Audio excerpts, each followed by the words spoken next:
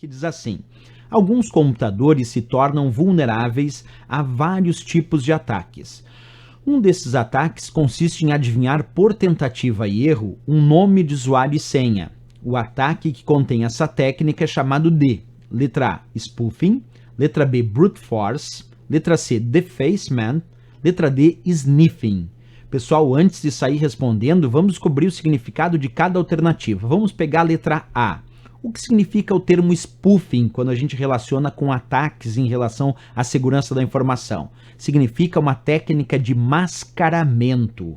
Existe o chamado IP spoofing, que cria um mascaramento do endereço de IP que foi utilizado para realizar um determinado acesso, de uma forma a aparentar que o acesso foi realizado por um IP, quando na verdade ele foi realizado por um outro endereço de IP. Isso é um IP spoofing. Imagina um atacante que ataca um sistema e lá no sistema que foi atacado fica registrado um determinado IP, só que quando vai se realizar uma investigação, se descobre que esse IP não era o IP verdadeiro que realizou o ataque. O ataque foi realizado por um outro endereço de IP que criou a técnica do mascaramento, do IP spoofing, para registrar um IP falso, que não é o IP verdadeiro que realmente realizou aquele ataque, fazendo com que então esse atacante possa se esconder na hora que ele faz um ataque, porque ele está fazendo um mascaramento do seu endereço de IP para que ele não seja facilmente reconhecido. Isso é o chamado IP spoofing. Existe também a técnica do e-mail spoofing. Essa é criada para alterar os campos dos cabeçalhos de e-mail, como por exemplo o endereço de remetente, de forma a aparentar que esse e-mail foi enviado de uma determinada origem, de um determinado remetente, quando na verdade ele foi enviado por uma outra origem, por um outro remetente. Claro que eu vou fazer um exemplinho aqui de e-mail spoofing só para a gente ter uma ideia. Imagina que tu recebe no e-mail e o e-mail tinha como remetente empresa legal ok @isomesmo.com.br. Isso é o que estava aparecendo do e-mail, mas que por trás desse e-mail mascarado, quem realmente enviou o e-mail era um outro e-mail que não aparecia, chamado atacantelouco@provedorestranho.com.br. Isso seria uma técnica de e-mail spoofing, onde o atacante fez uma máscara no endereço de e-mail para a pessoa que recebe visualizar um endereço de e-mail, quando na verdade quem realmente enviou foi um outro endereço de e-mail que está ali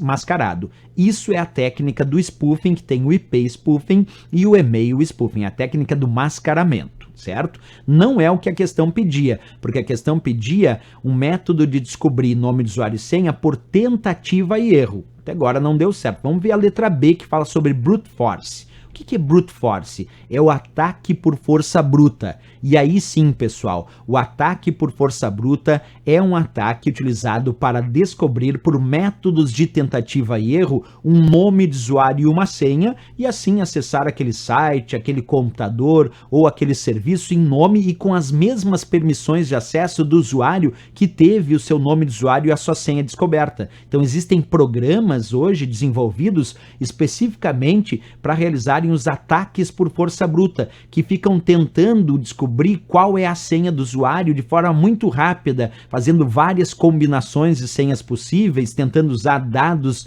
pessoais do usuário, porque muitas vezes as pessoas se utilizam de dados pessoais para criar senhas, o que não deveriam, porque isso torna a senha fraca, e um ataque por força bruta se conhece os dados daquela pessoa, como a data de nascimento, o RG, o CPF, eles tentam fazer combinações com esses números para tentar descobrir se essa não é uma senha que o usuário escolheu, ou usar listas de senhas que corriqueiramente são utilizadas por muitos usuários e tentar descobrir se esse usuário não utilizou uma dessas senhas. Isso é o ataque por força bruta. Vou repetir, ele utiliza métodos de tentativa e erro, fica tentando várias combinações até tentar descobrir de fato qual é a senha daquele usuário. Então, quando a questão fala sobre tentativa e erro para descobrir nome de usuário e senha, o ataque é chamado de brute force, ou ataque por força bruta, que nós temos aí na letra B de Brasil como gabarito e a resposta dessa questão. Mas vamos descobrir também o significado da letra C e D.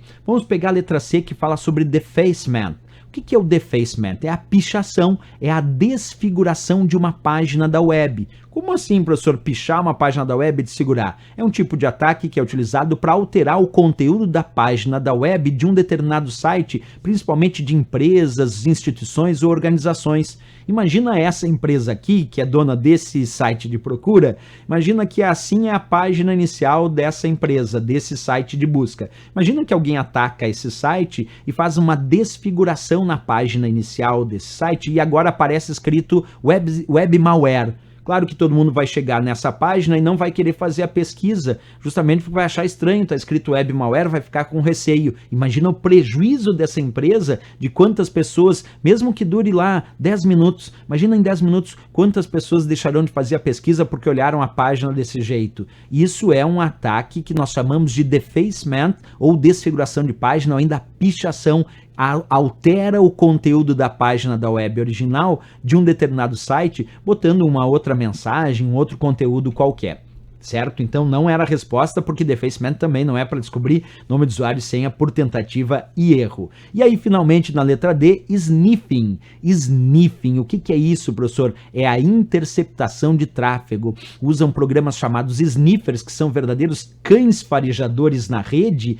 Então, sniffing é um ataque que vai ser colocado em rede, numa rede de computadores, como a própria internet, intranets e assim por diante, para tentar ficar interceptando o tráfego de dados naquela rede e tentar ficar descobrindo informações importantes. Então é uma técnica utilizada para inspecionar os dados que trafegam em redes de computadores por meio de programas específicos chamados de sniffers, que funcionam como verdadeiros farejadores, buscando dados importantes ou que eles entendem como importantes e capturam isso e enviam para o invasor, que recebe esses dados que são interceptados da rede. Existem os sniffers com interceptação de tráfego em rede, que são maliciosos, mas existe também a interceptação de tráfego em rede que é autorizada. Vou explicar melhor. Olha só o que a cartilha de segurança do Comitê Gestor da Internet do Brasil fala sobre esse assunto.